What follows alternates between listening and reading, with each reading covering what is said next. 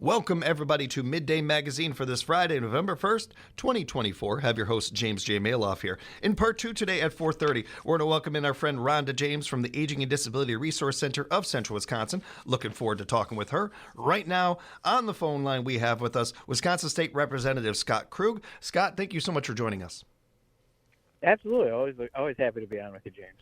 What we're going to do right now is wrap up our candidate series where we've been interviewing each candidate for our local offices. And what I've been doing is doing the same thing that WFHR has done for 80 plus years. I've asked each of our candidates the same questions. I do no follow-ups. We give them the equal amount of time and then kind of go on. And with our representative, where we had Senator Teston on and Representative Krug, we have a little extra time with them. So we'll take a beat and we'll kind of get to the rest of the conversation there. But to start off, Scott, could you tell us, especially to those that may not know out there, I know you've done this a number of times, but give us a little bit of your backstory, if you will, Scott.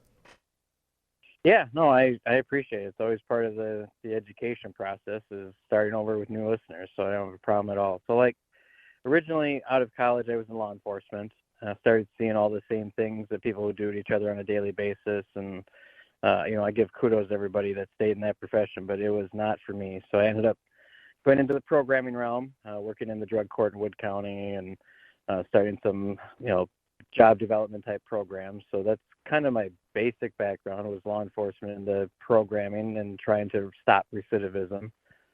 Those are the policy things that really got me interested in Madison. And the ultimate backstory is it's the fourth grade field trip. I mean, that was the iconic thing that fourth graders in the state should all get a chance to get to the Capitol and see the building and wonder what that is. And I think that really planted the seed for the career that I talked about that got me down to Madison. Why did you decide, you touched on this a little bit, but why did you decide to run for office and to do this position, to do this job? Yeah, I mean, specifically, I first ran way back in 2002 on the idea that it was the fourth grade field trip, the nostalgia thing that stuck in my head. I learned how to do everything wrong, then lost the four-way primary absolutely horrifically. And kind of waited around and stayed involved and understood what politics were. And during the height of the recession, the reason I ultimately ran in 2010 was during the height of the recession, I saw state government raise taxes by $5 billion and take in $5 billion of federal stimulus money and almost double the size of the state budget. And it just, I knew that had impacts on families across the state and, all the related policies to that. So I wrote to my elected rep at the time and he ignored me.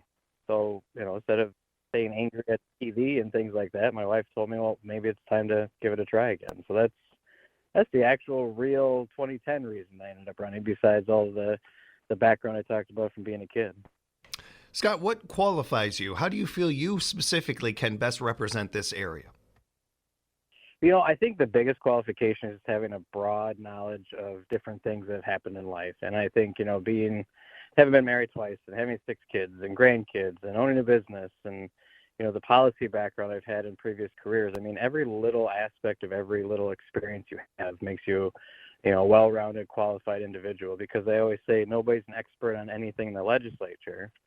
You just have to know a little bit about it so you know which side's coming at you with the truth. So I think just that well-rounded aspect to everything and life experience really helps somebody be a good state rep, and that's why I think I am. How do you feel your previous jobs have prepared you for this one while you've been doing in the process of doing it? Yeah, I mean, every job that I've had has been involved with people, right? And just understanding the psychology of people, who they are, why they do what they do, and trying to help understand what their motivations are, really all culminates in me doing what I've done in Madison now for all these years, is trying to help understand where people are coming from, what their needs are, how can we meet those needs, how can we find compromise with somebody who might be opposed to it. So it's just all of those jobs I've had in the past, all lead into building those people skills and understanding why we all want what we want or act how we act. Speaking with Wisconsin State Representative Scott Krug. And Scott, what are your passions? What would you like to focus on if reelected?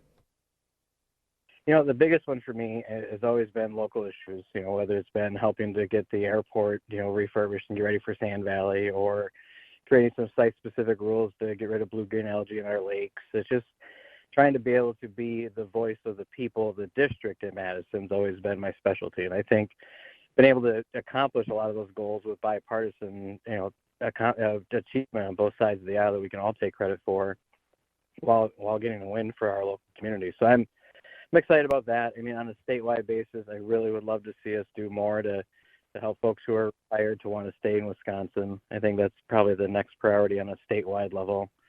Making sure if you have a lower income during retirement that we don't tax it to death. So that's kind of the priority in the upcoming session here, is to focus on seniors more. With that, what do you feel are some of the biggest, if not the biggest, challenges facing your fellow Wisconsinites? I mean, right now, 100%. I mean, I'm knocking on doors not only everywhere in the district, but around the state, and everybody's talking the same thing. And it's just the cost of our society today, the inflation, the things that lead to it, the decisions that government can be involved in to help alleviate that. Second, a lot of people are talking, obviously, federal issues more than state issues at our doors even, because sometimes it gets confusing. So you hear a lot about, immigration and how that actually affects us at a state level is more on, pricing of housing, safety in our communities. I mean, all those things that are federal issues, we do have a hand in at the state in one way or another. So we try to help out with those things. I think that's kind of what the folks are asking us to do in the next legislative session. Survey after survey, poll after poll, we are seeing people that are done with the divisiveness of today's politics. How important is it to you to be able to reach across the aisle, to be able to work with the other side? Yeah, I mean, best I can say to their concerns is amen. Like, it's one of the things that's most frustrating about this job is that after you're done doing the business of the day, when the cameras are on, all the individuals and all the players that you hear about on TV or see in the news, they're all talking to each other as normal human beings. So I really set forth as the chair of campaigns and elections this year to kind of get us back to that point where we do all remember that we're actually all there for the same reason, for the improvement of our state, for the citizens of Wisconsin, and trying to quit questioning people's motives as much as we have done in the past has been really nice to see happen this last legislative session, because it's something I've done with almost every bill I've written, is look out for that bipartisan approach to get it done. But I think on a wider scale, we all have to take a focus on that. You are running to represent the 72nd District. How would you best describe the district? It's home, right? I mean, I get choked up when I talk about it sometimes, because, I mean, it's where I grew up. It's where I raised my family. It's where my family has been for, 130 some years, all the way back to Babcock in the early days of cranberry growing. And just even the way the new map has changed and incorporates some of my, old stomping grounds of Juneau County, where I was a sheriff's deputy for a couple of years. And Castle Rock and Petenwell are right smack dab in the middle of it, and they just make up the tourism base of this district. And it's just, it's home. And I couldn't be happier with the way that the district is shaped right now. And Scott, as we wrap up, any final statements on this?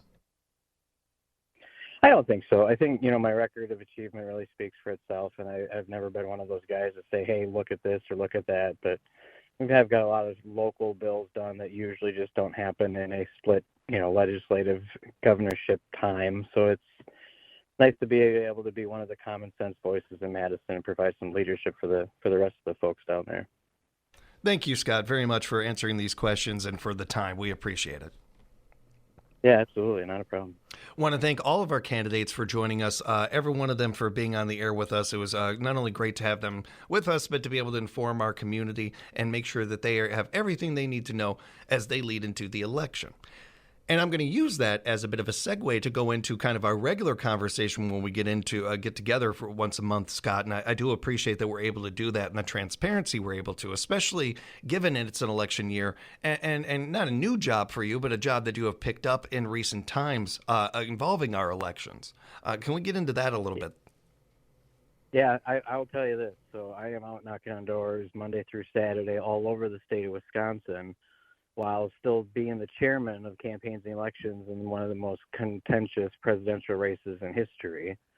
So literally my day-to-day, James, is I'll walk and do doors for about 15, 20 minutes, then somebody will call me from somewhere in the state where they're having a question about elections, where I'll stand on a street corner in the middle of Altoona and have to call a county clerk in Dane County or Milwaukee County just to get an answer, which I am so glad people are asking ahead of time about. Or if they just had a question at the polls to be an accusatory, they're calling to ask, well, what's this about? So dynamic this cycle compared to 2020, where we saw a lot of the waiting until after election day to bring up concerns and issues. Now everybody's open, honest up front. Everybody knows everybody's watching each other, and we are actually having a really smooth election cycle. The first 2 weeks of early in-person voting and all the absentee voting that's gone on, we're about 2 million votes in out of 3.5 million registered voters right now. What are some of the main things that you are hearing from people, questions that are being asked, or concerns that you are seeing and addressing? Yeah, and like I said, I can't tell you how many places I've been where everybody is talking about just the cost of living in America and trying to fulfill their basic needs at this point. And it's crazy. It's not hyperbole. I don't do this during campaign season for a purpose because everybody thinks it's a campaign speech sometimes. But when you hear people using those phrases and those terminologies, like I can't afford this and I can't afford that, you start seeing a theme everywhere around the state. So those are, we pick up on that one the most. Second is abortion policy. A lot of people ask at the doors what an individual candidate's position on that is. So I think those are probably the top two that I hear at the doors everywhere, every day. Mm-hmm. Other than that, sometimes go ahead. I'm sorry, Scott. I was speaking more so to the election, but I appreciate the answer. I appreciate hearing those things. It's always good to hear what you're hearing, talking with people and everything. But as far as the election goes, it seems like one of the things that you're finding is communication with our clerks and the importance of that and strengthening that. Yeah, and I've been saying on social media all the way through is that, hey, if you have a question about elections or you're seeing some numbers about something, let's call people and find out what the answers are, because this whole last year and a half or almost 2 years as chair of that committee have built up all these relationships where even, Tuesday night, a state rep from up north texted me a picture of something she saw somewhere with Dane County. So I called the Dane County clerk and said, hey, Scott, what's going on with this? He's like, yeah, this is what happened. So within 10 minutes of somebody raising the concern, I got to a clerk and got an answer back to the individual, and it's really put out a lot of fires that have happened, here and there with one-off situations across the state. Where you have, all of these clerks across the state all doing the super best they can with, massive numbers of in-person early voters. There's going to be some quirks still because people are people, but it's just on the other end of it, there's other people that can help answer those questions. So it's been great to take those concerns and answer them right away. And how are you feeling compared to, as you mentioned, 2020 or years past, other election cycles going into this election, the confidence, how you feel going into this election? Yeah, I think, after 2020, there's no secret that, confidence was at an all-time low because there were so many people that had heard about this or heard about that. So I think, throughout the last 4 years, not just the 2 I've been chairman, but we've seen people play into that fear and cause it to get worse. But then we've also seen the side that we're taking now where we're trying to answer questions, be openly communicative, just make sure everybody's comfortable. So I still say there's a level of folks who have a distrust, but my goal here on election night in 24 is to prove them that, everything is copacetic and we're good to go in our election system, because it's always worked in Wisconsin up until that COVID election. And nobody's had real questions about our process before. There's something happening here that is bothersome to me as somebody who genuinely enjoys politics and loves democracy. As one of the bigger things that I can say that I love unquestionably in life is our democracy and the way we run things. And there's something that I've been noticing and I'm picking up. I got in more fights than I can count in before I was 10. I grew up in a bit of a violent way. And when I moved up here to Wisconsin, it was a bit of culture shock and I had to adapt. And it took me, I'm not proud of this, but it took me into my early 20s to realize I walked around everywhere with my fists clenched. And if I walk around all day with my fists clenched, I'm probably going to get in a fight. I had to learn to stop doing that. If we jump on things before they even happen, we oftentimes are going to make things happen, or could create things that don't even need to be. And right now, we are seeing a lot of people making plans for November 6th, and not good things, and things that hurt our democracy.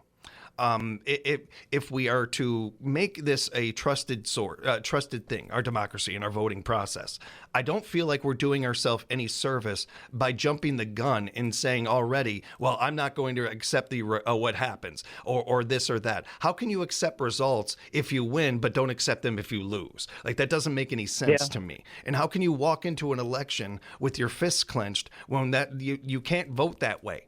You got to you can't go into anything this way, but walking into an election, this one this big, feels like we're walking around with our fists clenched.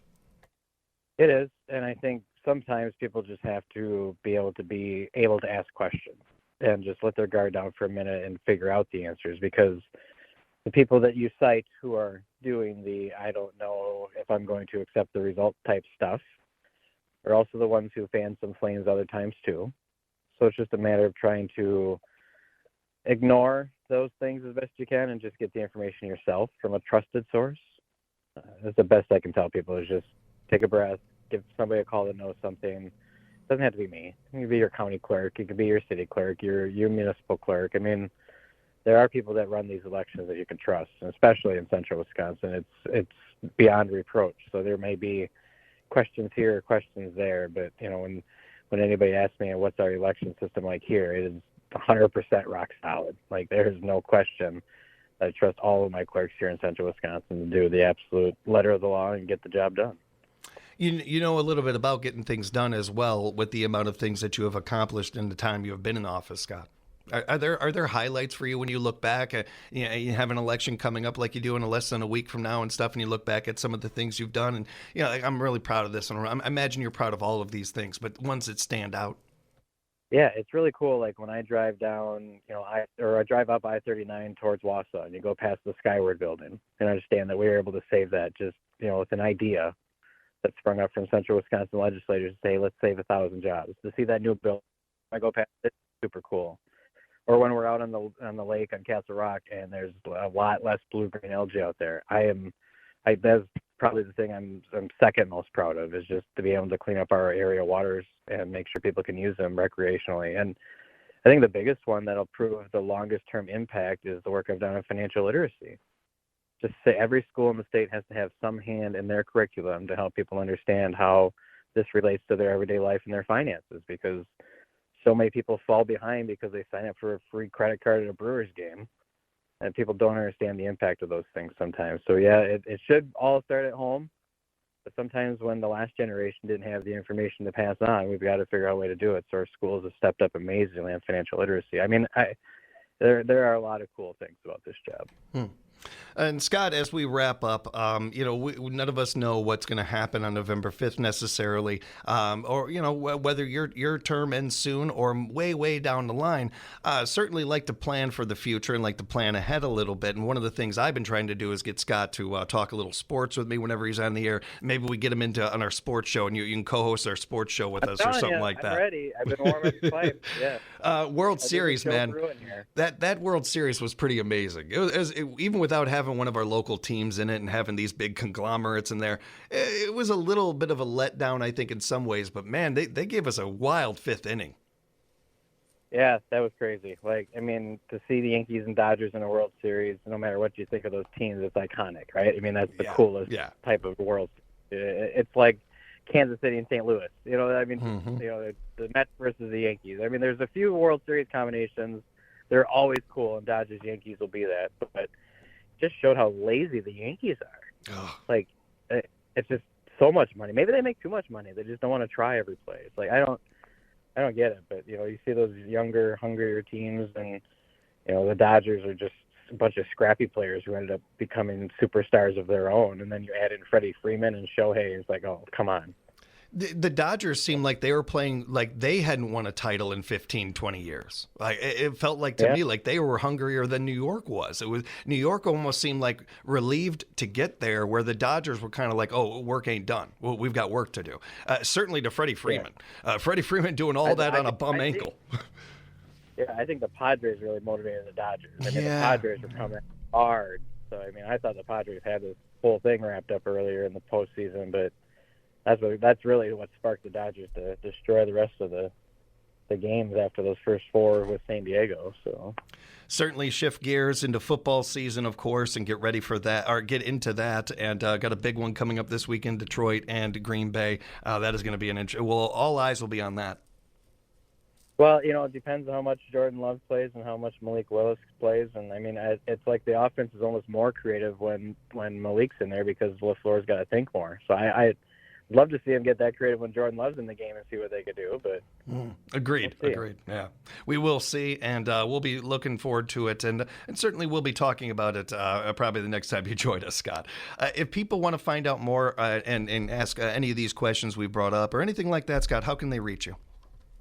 Yeah, cell phone's like almost always on. It's 715-323-3293. And just a final last plug, like Tuesday night, election night, even if you're just bored, just keep an eye on my Facebook. I'll be updating races regardless of where you stand on them. So we'll be putting numbers out, and we'll have a party out at the Ridges to Carl rove all these numbers up. It's my favorite part of the election cycle. So looking forward to that. Yeah, I'll be paying attention. And as always, appreciate the time, Scott. Safe travels out there. We'll talk again real soon. Yeah, sounds good. Take care. We'll have more Midday Magazine coming up for you right here at 97.5 FM, 1320 AM, WFHR, locally grown radio.